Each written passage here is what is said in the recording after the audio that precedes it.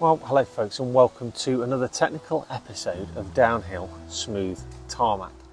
And in today's episode we have the stuff of vintage cycling dreams in the shape of this 1957 Raleigh Lenton Grand Prix.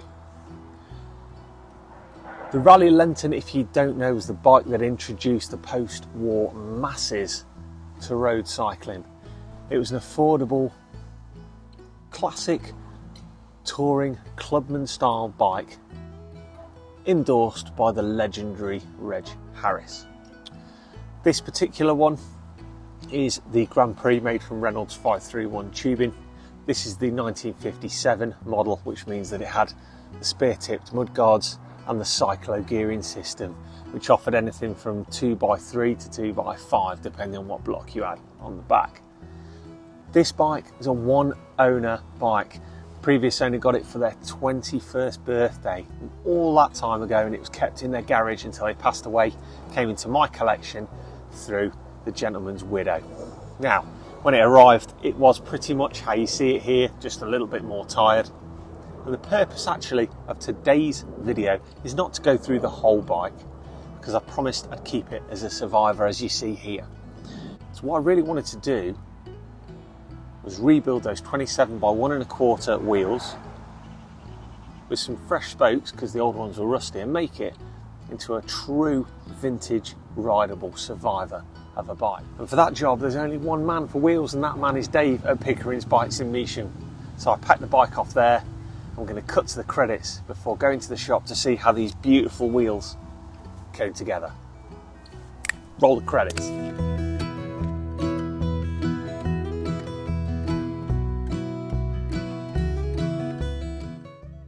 Before the wheel build, let's really just have a quick look and appreciate some of the finer details and original features of this gorgeous 1950s bike. Everything you see here is pretty much original, apart from I've added new cables and tyres, of course. Right, so you've worked out. Yeah. Very accurately. I'm going to put that on the camera so we can just show you that you've worked out. Basically, so you've gone with the spacings for the axle. Yeah. So the difference across the flanges. Yep. The flange diameter. Yep. Of the holes dictates the spoke length, as does the angle of the spoke, which is the number of crosses. And we've changed the crosses because it would have had 3. We're going originally for 2. 3, and now we're going for 2, so it's going to be lighter. Yeah. And better. Better, yeah. So original hub, new Sapphire Race stainless steel spokes. Yep. Original rim. The rim is quite special for those who like the vintage bikes because it's a Dunlop special lightweight. It is 27 by 1 1/4. Yep. Dunlop special lightweight, made in England. And the old adage was that not a single race was ever won on 27 by 1 1/4 wheels. That was it. Supposedly, yeah. So everyone ended up on 700C. So, right. Start with the spokes going through to the inner, so the head on the outer. Yep. This hub has got different holes. The holes this side for the spokes with the mushroom this side, the head this side, are chamfered. Whereas these are chamfered on the other side. It's going to help keep you honest. Yeah. Smashing. The rim, the holes on the rim are asymmetric either side, so it's got to be done a certain way. Right. So that's the first one in. Measured the spokes, these are 289s. Hopefully they'll be the right length. We won't know until we actually have it pretty much fully built. So I'm just going to go around and put all these spokes in. 1, 2, 3, 4, every 4th hole. I'm going to stay on the floor.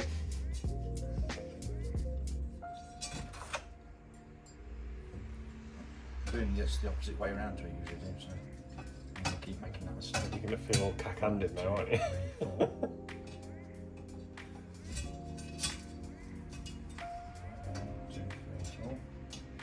This is the dark art of wheel building.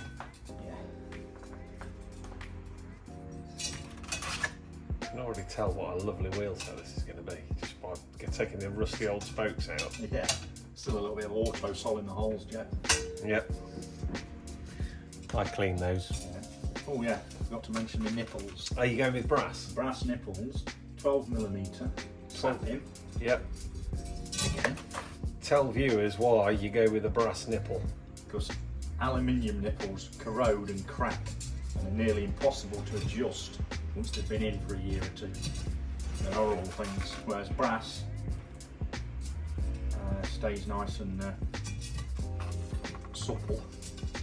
A little bit more weight maybe, but by far the better material, a lot easier to build with. It's important as well to realise you're working with, that rim is from 1958. Yeah. So it's 70 something years old. Nearly as old as me. As is the hub, more than likely. So, it's still got life that's in the it. first set. So what's going to happen is that's going to go like that. Which is why you get the extra length. Yeah, gotcha. Yeah. Now, back to the valve hole, which is there. Yeah. And put this spoke in. It should be there. So this is where it gets a bit more interesting, I take it. Yeah.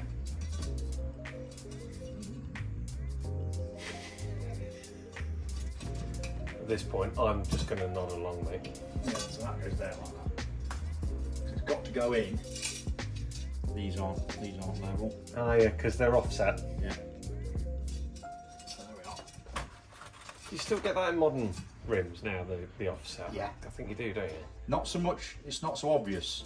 Yeah. But what they do, these are obviously asymmetric Yeah. either side. On modern ones, they're generally down the middle, but the actual hole, It's just the angle, kilted. particularly in carbon where it's a thicker material, Yeah. or in double wall rims, there's an angle on the hole. But it's only sort of 5 to 7 degrees, Right. which you can't really see by eye. But that's obvious. It's Yeah. so obvious to look at. Okay. So we've got the two sets of spokes that go out to in on both Yeah. sides. The next thing is to twist the hub. Yeah, it can twist either way, and it doesn't matter. A lot of people will tell you different, but it won't matter. And this one is the first one to go this way. So it drops through, and you can see the heads on the inside. Yeah, Yeah. we're doing 2 cross, so it's over, under, and then into that hole there. Yeah. And is it the cross that's basically going to start to pull the wheel round, so to speak? So you can see that's done that already. Yeah. So I've got my little tool there, with a little spring on the end to get the nipple started. And I can already tell actually just by looking at this that this is going to be about right. Yeah, so now what I can do is drop the wheel down like this and drop all of these through. You do the out to in ones first because they're easier to put in without any other spokes in, whereas these are quite easy to put in going through like this. Look. Ah, gotcha. Yeah. If you've done it the other way around, you've got to get the spokes through. You can actually put through the holes. Look. But they're not. Those holes aren't just for making it lighter. You can pop the spokes in through them as well. Like that. And turn it over, grab them like that. You've done this before, haven't you? Yeah. Get them all in position. Right. How many wheel sets do you reckon it takes before it starts to click in your brain? A few hundred. No, probably less, 50. So what I do now, there's the first one I did. I don't do that one first. I skip one. Just because I think it probably evens the pressure out a little bit. Right. Got my homemade nipple shuffler. I can just pop that in one-handed. And then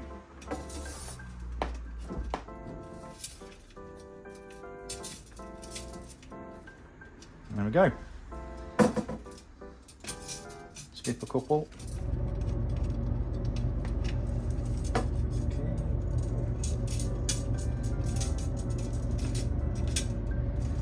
Next one. How far are you putting on the nipple for each one when you're starting the build like that? At the moment I'm just getting them just through a few threads, nothing more. The next pass will be to get the nipple to the end of the threads there, using the nipple driver, which I'll show you in a second.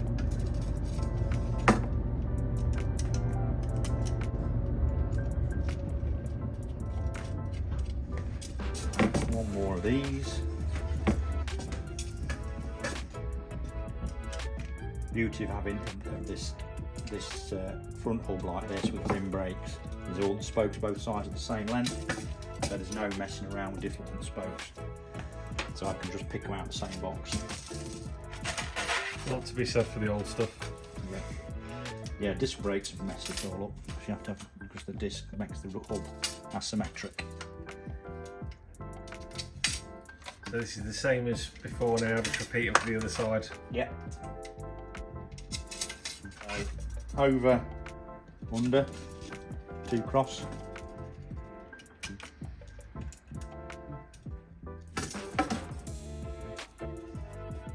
And 2 cross should give you plenty of strength for a standard bike, shouldn't it? Yeah. Not like it's a tablet. Yeah. You can't use radial is the lightest. Yeah. But there's no crosses. You can only do that on the front wheel with rim brakes. Disc brakes would rip the spokes out. Oh yeah. Although some rear wheels have radial on the drive or non-drive side.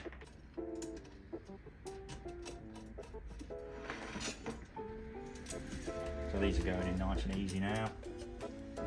What I'll be interested in is what we didn't do, as we talked about, is we didn't take any photographs of it before. So I'm not sure at the valve hole whether we've got a cross spoke or whether we've got a gap. If that makes sense. I'll show you in a second. Yes, it's alright actually. Looks like there's plenty of room. Yeah, there we go. That's it. So there, look. Zoom out. Yeah. That there is not bad. What you've not got is that there. Yeah. Yeah, you've got a gap, which is quite good, quite handy. So that's the basics. It's all a bit wobbly yet. So it's truing up time now then? Just tensioning to start off. Tension, sorry, yeah. So I go with the 2 spokes either side of the valve hole. I don't just go round and tighten them up. So I get those to the end of the threads, because that's a point that you can see quite nicely. Yeah, like that. And then I go opposite. Yeah. So I do these 2. Right. And the same 2 but on the corresponding side. So you're beginning to get an idea then whether the wheel's going to be good. Now that's getting to a nice bit of tension already. And they're opposite, so that's about how it's going to be. Yeah. Well, that's what you're looking for, isn't it? That nice even tension. So then I'm going to put the valve hole at the top and go at the 1/4 past. I think this might be another one of those little bike hacks. Well, if you just go round, you've got more truing work to do. So what I'm doing by doing this is doing part of the truing work already. So again, where's the valve hole at the bottom? Do these 2. I could just go round and do them in sequence, but it just seems to slow the process down. So you just sort of pull in a bit of tension each way. Yeah. Now I'll do a couple either side of that.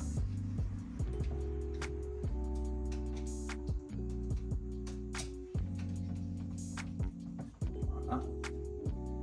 Valve hole at the top. Do a couple more either side of this. That's definitely that's going to be the bike hack of the video. That. Well, yeah. And when you see other videos of people doing it, they don't all do it. No, some people work their way around from the valve. It always works around the valve hole, but yeah, I suppose it's my engineering background. Think of it like a cylinder head on a car. You don't just tighten them up any old how. You tighten them in a certain order so you don't bend the cylinder head. Yeah, even tension. So it's sort of similar with this, really.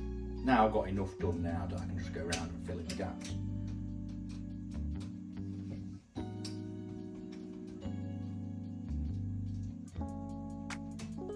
All to that point where they're at the end of the threads. So I know after that I just need a couple more turns on them. Getting a bit tight now. I suppose the nice thing with this being a steel rim, it's got strength. Yeah, it's got. So you're not going to chase it around, I wouldn't imagine, too much. Even though it's single wall.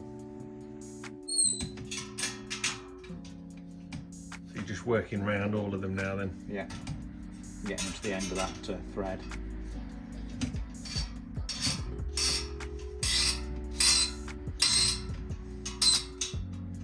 That one doesn't seem to be playing ball. Some squeaky nipples, mate. Can't beat squeaky nipples.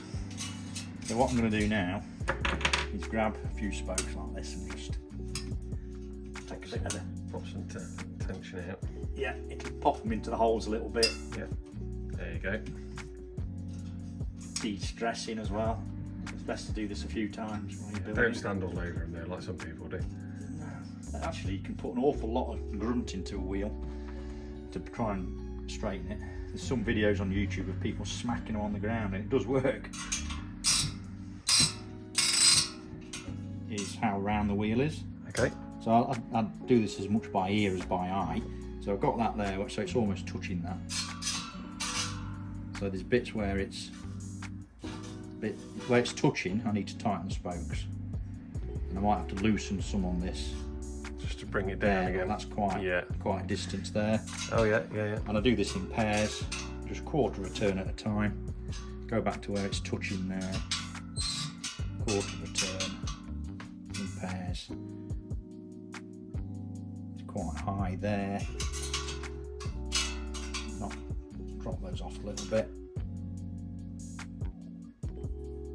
And there's quite high there. I'll have to... You hear that catching? Yeah.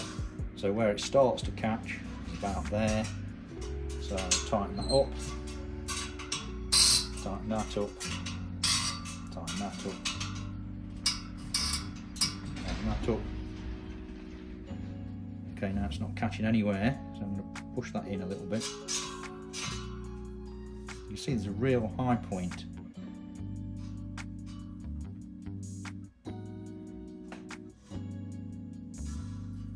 Where was it? A real... there. Yeah? Now that could actually be that the rims, you can see it actually. It's got a flat spot. Got a flat spot. Yeah, you can see that there, look. Yeah. Yeah. So I don't know whether you can see it on the video, but you can see it by eye. It's actually where the valve hole is. Yeah. It's possible that it's not flatted, it's possible that the rim's moved out like that. So it might be difficult to actually true it straight as well. Yeah. So I'm not going to worry about that too much. Okay. So it's almost round. I want to get it almost true now. Gotta love working with the steel rim. Yeah. So I'm going to just tighten up that one. You can usually feel that there's... Now I'm doing every second spoke, but I can feel that these spokes aren't as tight as the others. Yeah. So it's obviously got to come this way. So you're looking for even tension, aren't you? Where Yeah. possible. What I'm going to do next, once I've got it almost there, you can see this one isn't quite right. That one's got to loosen a little bit. I'm going to flip the wheel over. So dishing is the next thing. Yeah. So that's not bad. It's moving around in this stand a little bit. I'd like it to be better at this stage, but with an old rim, I think that's not too bad. So now I'm going to flip the wheel over to see if the actual rim's in the centre of the hub. Ah, okay, yeah. So it's actually, it needs to come, the rim needs to come this way a little bit. So all of this side needs to tighten up. Because now I'm hardly touching that at all, just in one spot. Okay. So that spot there actually probably needs to go that way. Yeah, but the rest all the way around needs to come this way. So I'm going to tighten where it's worse, like here. So I'm going to tighten just this side. Just to pull the whole thing over. Just to pull them over. Do you tend to work in sort of quarter turns or? Yeah, I do. I've now got all these nipples, so they're actually flat face to me. Yeah, I've actually naturally just gone through and done that. So here it's quite a long way off, so I'm going to have to just tighten up a little bit more this side. So, on the back, it's just a couple of spots where I think the rim is dinged. Yeah, there's definitely one by the valve hole. Yeah, and you can see that. So, it's getting pretty close. And then what I'm going to do is flip it once more to see how central we are. This is where I hope that we're reasonably central, because I don't want to not central at all. So what I've got to do now is go right around and tighten all of this side up. I suppose as you get towards the end, this is where that spoke length is so key, isn't it? Yeah. Because you could end up running out of turns or them being too short. Flip it again. I know it's pretty much round and pretty true. As long as I put the same amount of turns into each spoke now, then it's going to be right, isn't it? Makes sense. In theory. Yeah. Actually,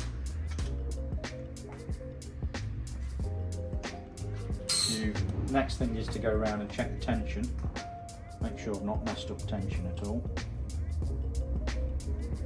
But there's a couple of dings in it. Oh, there will be. That are making it just move occasionally. But it's reasonably round as well. And it's spinning nicely. Beautiful. Lovely race light hub. Yeah. Dunlop special lightweight rim. That is 1950s goodness.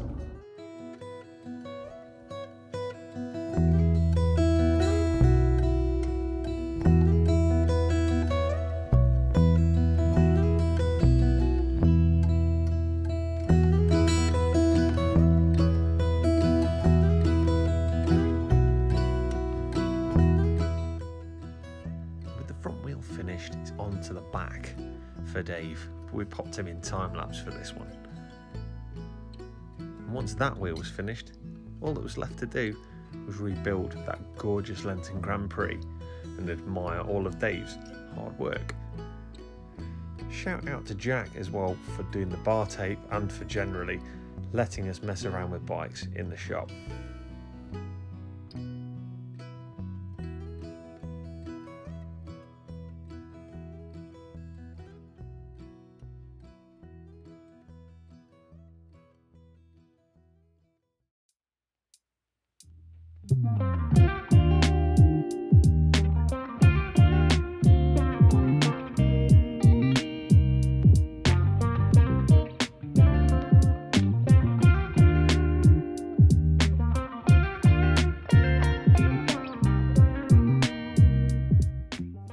Okay, so there you have it, the result of all of Dave's hard work.